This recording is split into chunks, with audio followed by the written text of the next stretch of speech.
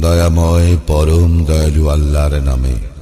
ইযা জাআ নাসরুল্লাহি ওয়াল ফাতহ, যখন আসিবে আল্লাহর সাহায্য ও বিজয়।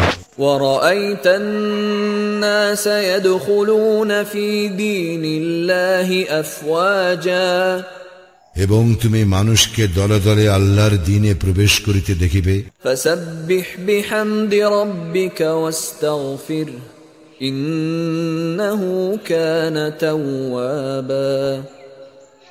তখন তুমি তোমার প্রতিপালকের প্রশংসা সহ তাহার পবিত্রতা ও মহিমা ঘোষণা করিও এবং তাহার নিকট ক্ষমা প্রার্থনা করিও, তিনি তো তওবা কবুলকারী। বিসমিল্লাহির রহমানির রহিম।